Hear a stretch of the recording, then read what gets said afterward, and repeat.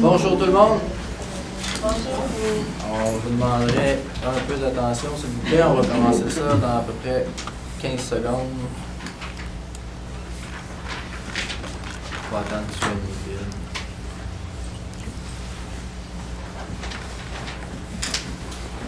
Donc, bienvenue à cette séance extraordinaire du Conseil.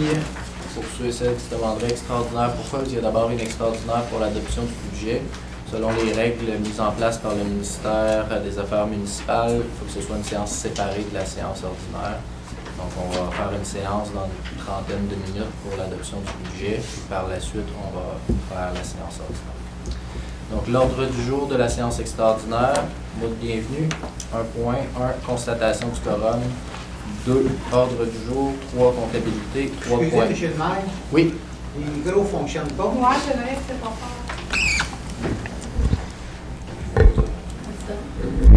3.1, adoption du budget, opération 2023. 3.2, adoption du plan triennal 2023-24-25. 4, période des questions. 5, levée de la salle. Est-ce qu'on a un proposeur pour l'ordre du jour? Propose. Ok. 2 secondes. Ok. Et mars. Donc, on en serait rendu au point ordre compte 3.1, adoption du budget. Donc, on va d'abord faire une petite présentation du budget 2023 pour que vous sachiez ce qu'on s'apprête à voter. On pourrait peut-être aller à la troisième diapositive.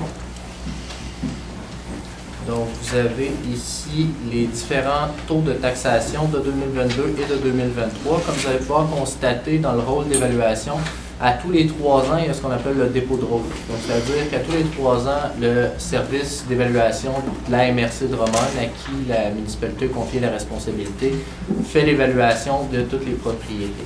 La façon que ça fonctionne, une évaluation foncière dans le monde municipal, c'est qu'on établit la valeur de votre propriété en fonction des ventes qui ont eu lieu 18 mois auparavant. Donc, pour le dépôt de rôle 2023, les comparables qui ont été utilisés sont les ventes qui ont eu lieu au milieu de l'année 2021. C'est ce qui explique une hausse, comme vous voyez, totale du rôle d'évaluation. On était à 519 millions l'an passé, on est à 700 millions pour 2023. C'est une hausse de 34% des évaluations. Là, vous vous dites peut-être, oui, mais comment ça n'augmente pas de chaque année? En fait, ça l'augmente, c'est entre chaque dépôt de rôle, à tous les 3 ans, ils vont vérifier vraiment c'est combien, puis entre les 2 dépôts de rôle, ben, ils font un multiplicateur. Donc, mettons, les bornes, on va rajouter 4 ça a l'air d'avoir monté, on va rajouter 2 ça a l'air d'avoir monté, mais pas trop. Puis à tous les 3 ans, ils réajustent, puis on a la vraie valeur. Un autre élément que vous allez remarquer, c'est qu'on a fait une baisse du taux de taxation. Pour pas que vous vous retrouviez avec 34 de hausse de taxes, on est passé d'un taux de 0,76 pour les taxes foncières résidentielles à 0,61 et 50 pour ce élément-là. Pour les 6 logements et plus, donc les ménages locataires, vous savez qu'avec les règles de la régie, les propriétaires renvoient la facture aux locataires. Ça a passé de 76 cents du 100 $ à 81,8. Donc, on établit une différence d'environ 30 entre les appartements et les non-appartements, les immeubles de plus de 6 appartements. Il n'y en a vraiment pas beaucoup sur le territoire de la municipalité, comme vous pouvez constater. Ça rapporte 64 000 $ de valeur.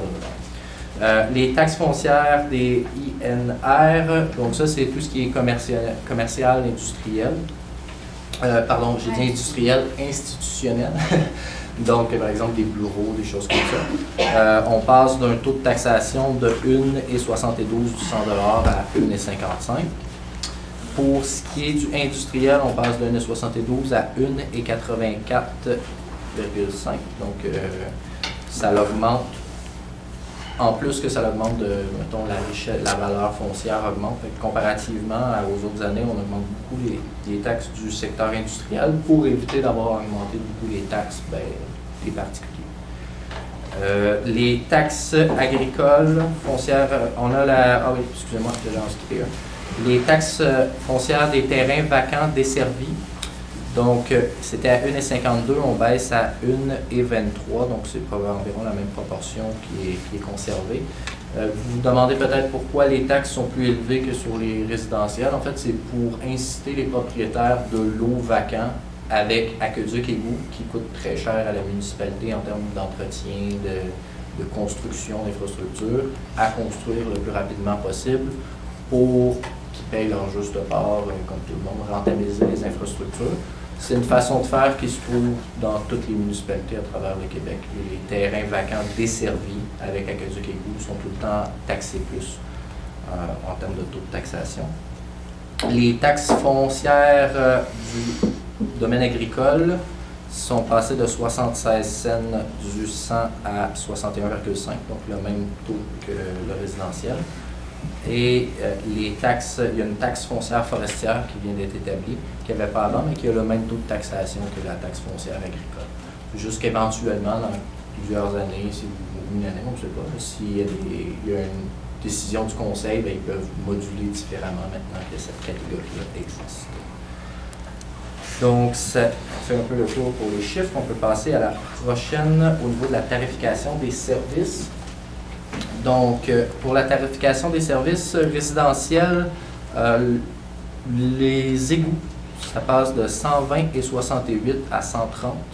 Les établissements mixtes, donc commercial, résidentiel ensemble, on en a 17 sur le territoire, on passe de 125 et 75 à 135.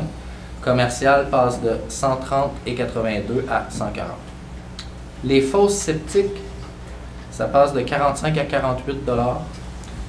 Les matières résiduelles, donc matières résiduelles, c'est les matières, donc le bac noir en gros, on passe de 87 et 66 à 81 et 16, donc une diminution.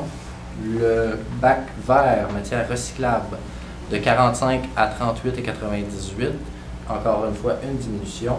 Et les matières organiques, le bac brun, de 25 à 36 et 91. Donc, si vous voyez, pour les matières résiduelles, c'est une diminution. Donc, on passe de 158 et 23 à 157 et 5. Ça va vous coûter moins cher cette année. Donc, pour la tarification des services, au total, là, on parle d'une hausse de 3 $ sur un compte qui était dépendamment de combien de services vous aviez, peut-être 300. Fait que c'est une hausse assez minime à ce niveau-là. Un exemple d'application pour une résidence d'une valeur de 300 000 $. Donc, voici un exemple de ce que c'était avant, ce que ça fait maintenant. Ça pourrait diminuer le compte de taxes. Il faut savoir, c'est quand il y a un dépôt de rôle, certaines habitations, étant donné que leur valeur foncière augmente moins vite, bien, ils vont avoir une baisse de taxes. Puis certains secteurs, étant donné qu'il y a un rattrapage, donc peut-être les maisons étaient sous-évaluées par rapport à ce qu'elles valaient réellement, bien là, les taxes vont augmenter, le compte de taxes va augmenter. Je donne l'exemple, moi j'ai une maison qui est évaluée à 72 000, bien là, elle va probablement, ça existe-tu vraiment encore des maisons à 72 000 à Saint-Cyril? Je ne penserais pas, bien, probablement, j'ai pas vu le dépôt de rôle, mais probablement que ça va monter de beaucoup mes taxes. Mais par exemple, une personne que sa maison a été évaluée à 300 000, bien là, c'est passé à 325 000, comme on diminue le taux, bien, probablement que les taxes vont diminuer un peu. Donc ça va venir rééquilibrer entre les citoyens des différents secteurs le fardeau fiscal. Donc, principaux écarts de revenus projetés. Donc, les revenus, ce qui est important de se rappeler, c'est que les revenus par rapport à 2021, c'est plus notre base de comparaison, parce qu'en 2022, il y avait eu une baisse des revenus qui avaient été perçus par la municipalité. Avec le contexte d'inflation, on se retrouve, quand on compare, à 3,94% d'augmentation nette. Donc, parce que si on calcule qu'il y avait une diminution de 1,83% en 2022, donc on est en bas des 4%, l'inflation, on ne sait pas à combien en ce moment, on doit être à 7-8, fait qu'on fait quand même une job raisonnable de contrôler. Voilà. Pour la prochaine diapositive, principaux écarts, dépenses projetées. Donc, On va y aller peut-être plus par les points. Donc, l'hygiène du milieu, qui est une dépense de 250 000 qui avait été omise au budget 2022. Il faut se rappeler du contexte 2022. Notre directrice générale avait quitté en congé maladie juste avant le budget. On avait fait affaire avec une firme qui ne connaissait pas nécessairement autant en détail qu'elle le connaissait les différents aspects de la municipalité. Puis on avait également 4 nouveaux élus sur 7 qui étaient là. Fait qu'il y avait eu cette petite omission. Sécurité publique, 90 000 de dépenses supplémentaires en termes d'incendie. Ça, c'est lié à... C'est une règle gouvernementale qui dit que ça nous prend 10 pompiers en 15 minutes sur un sinistre. Puis, avant, on l'obtenait quand même avec Drummondville. Là, vous étiez pas mal couvert. C'est juste que maintenant, Drummondville s'est réveillé et a décidé de nous faire payer une partie de ce que ça coûtait réellement. Donc, il y a eu des négociations. Je tiens à féliciter notre directeur des incendies qui a négocié serré pour éviter que ça vous coûte 3 fois plus cher que ça en termes de hausse de coûts. Étant donné qu'on est plus rapide que Drummondville pour se rendre à Saint-Joachim, on a pu négocier d'avoir des prix un peu plus raisonnables. Donc, ça va nous coûter seulement 90 000 de hausse de coût. Ce qu'il faut savoir, c'est que Saint-Cyril a une garde. Donc, on a des pompiers qui sont rémunérés pour être disponibles puis prêts à se rendre à la caserne rapidement. Ils ne peuvent pas être à l'extérieur de la ville. Il faut qu'ils soient à la caserne, je pense, en 5 minutes maximum, de quoi comme ça. Je sais pas, 2 minutes. Quand ils sont de garde, on en a 6 comme ça. Puis comme ça nous en prend 10, il faut payer pour 4 de Drummondville qui sont prêts à s'en tenir rapidement. Au niveau de la Sûreté du Québec, on a une hausse de coût de 40 000 donc principalement dû à hausse de tout ce qu'ils ont à gérer. Là. Ils nous expliquaient qu'ils ont beaucoup plus d'appels en lien avec la santé mentale au cours de la dernière année, ce qui est quand même explicable considérant le contexte de confinement qu'on a vécu. Frais de financement pour 2022 avaient été sous-estimés à 700 000 $.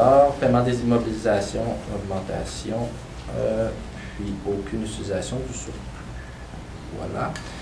Quelque chose qui peut être vraiment intéressant, c'est le 1 $ de taxes et de revenus en fait, de la municipalité. Ça s'en va vers où? Vous pouvez voir, la bibliothèque nous coûte moins d'1%, la dette 13,7% de l'utilisation des revenus de la municipalité.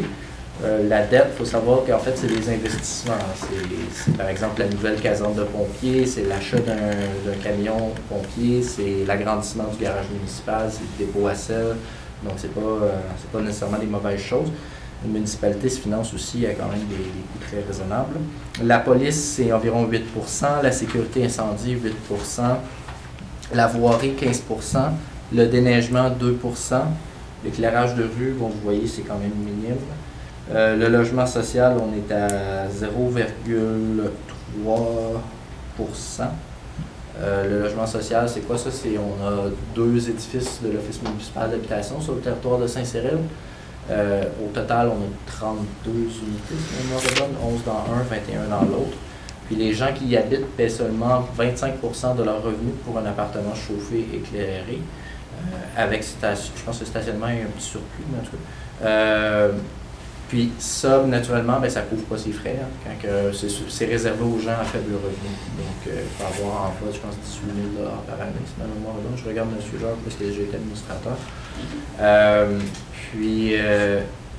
Et en ce moment, il y a des logements disponibles. Si vous connaissez des gens à faible revenu qui voudraient payer moins pour le logement, vous pouvez leur dire d'aller appliquer. Parce qu'au dernier rapport qu'on a eu, on en avait 4 de vide. Fait que s'ils étaient tous loués, ça fait plus de loyers qui rentrent. Donc, ça fait moins de dépenses à assumer. Puis pourquoi c'est si peu cher pour la municipalité? C'est que le gouvernement du Québec, à travers la SHQ, la Société d'habitation du Québec, couvre 90% du déficit. Donc, c'est-à-dire que si, dans une année, le bâtiment perd 200 000 $, nous, ça nous en coûte 20 000. C'est à peu près les proportions que ça nous coûte réellement. On en serait rendu patinoire extérieure et intérieure. Donc, l'aréna et les patinoires, ça coûte 7% du budget. Donc, par ordre de comparaison, c'est similaire à ce que nous coûte la police, un petit peu moins cher, ou le service des incendies. Les parcs, 3,7%. Voilà. On en serait rendu maintenant au plan triennal d'immobilisation 2023, 24, 25, les principaux projets à venir. Donc, pour 2023, on a la caserne de pompiers au coût d'1,7 million. On va recevoir 2 millions, ça serait le fun, hein? 2 millions de subventions que l'on a dépensé. 1 221 000 $. Donc, 479 000 à la charge des citoyens. Ce qui est important de mentionner, c'est que la caserne, à l'heure actuelle, elle est non conforme en termes de tout ce qui est pour la sécurité des pompiers. Puis également, on a un camion qui rentre là en ce moment, mais qui doit être remplacé parce qu'il est pas mal dépassé sa vie utile. Il n'est pas à la fin, il est déjà dépassé.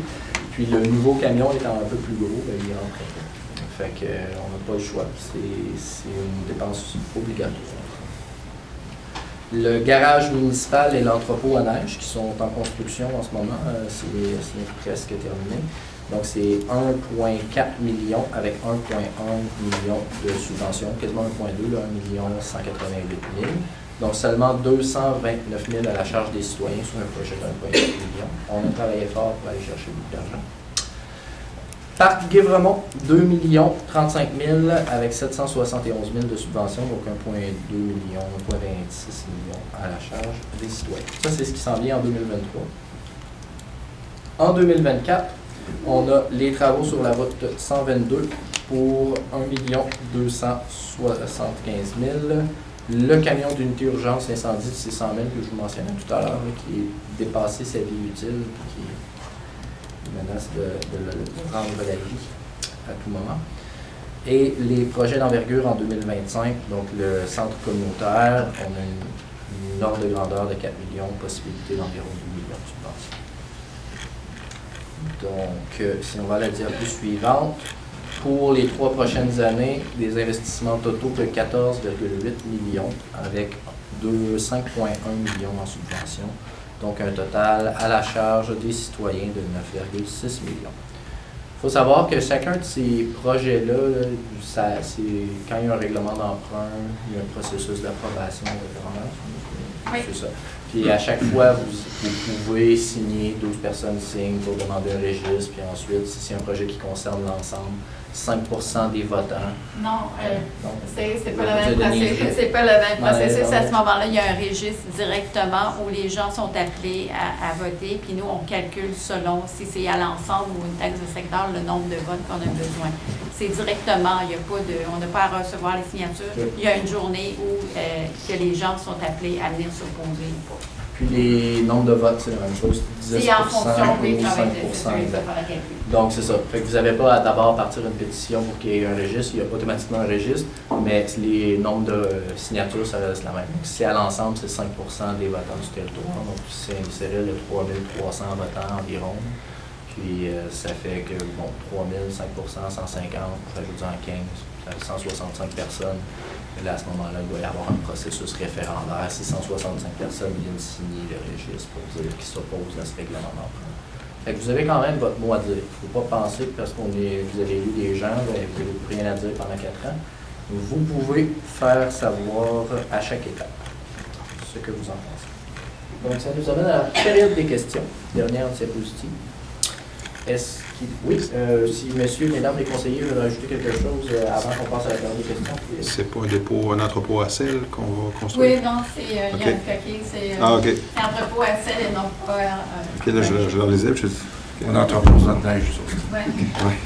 On la garde. Regarde, c'est ça. On la garde pour le printemps, puis après ça, on la vend distribue. aux commerçants.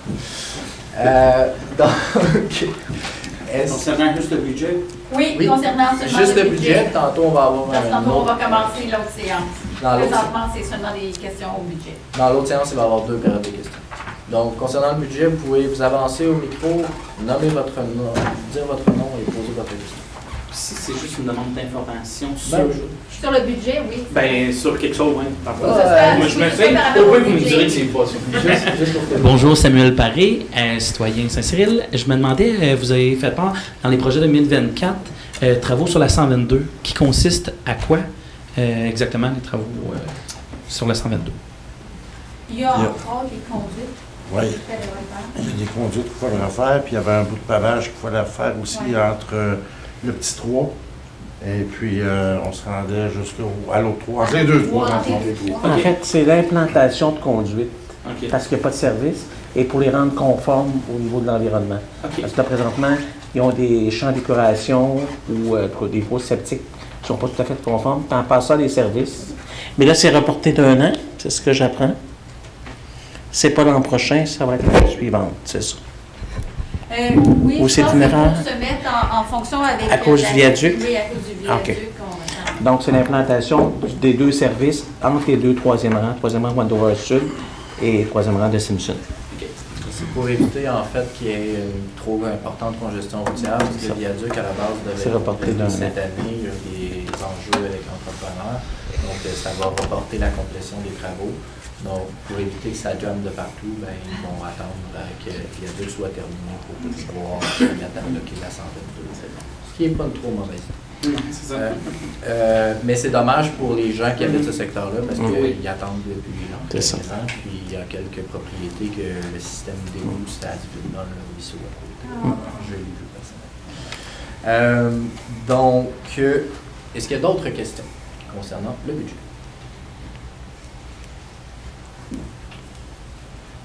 Non, ça ferait le tour.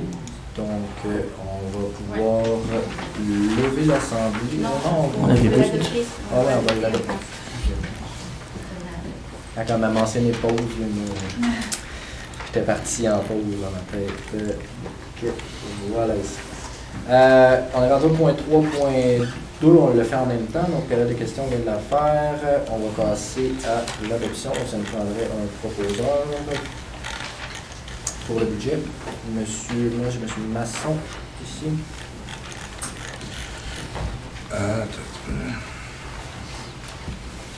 Je vais le faire, puis vous seconderez.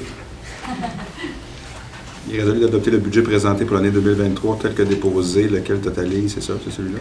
Oui. OK. Revenu de 7 943 944,96 sous. Charge de 7 91 415 et 29. Remboursement de la dette, 529 512 et 93. Activité d'investissement, 323 016 et 74. Puis appropriation du surplus et fonds de réserve à 0 $. Je vais seconder M. Payet. Est-ce que quelqu'un demande le vote? Non, c'est donc adopté à l'unanimité. On serait rendu à l'adoption du plan triennal 2023, 24 et 25. Monsieur Lavigne. Il est résolu d'adopter le plan triennal d'immobilisation pour les années 2023, 2024, 2025 tel que déposé, soit 2023, 6 343 282 $, 2024, 2 771 700 $, 2025, 5 702 000 $, pour un total de 14 816 982 $. De rendre le document disponible sur le site web de la municipalité. J'en fais la proposition. Je le seconde. Est-ce que quelqu'un demande le vote? Oui, M. Charles. Non. Ok. J'ai juste un accord. Donc, on se demande le vote. Laissez C'est son donc micro un petit peu. adopté à Il sonne dans une cave. Moi, je me suis reculé. Ça sonne. Il est un peu proche. Bonsoir. Ah oui, il y a moins C'est mieux? d'écho dedans. Donc, on s'est rendu à la levée de l'Assemblée. Est-ce qu'on a quelqu'un qui la propose? Je le propose. Je vais seconder. Il est 19h53.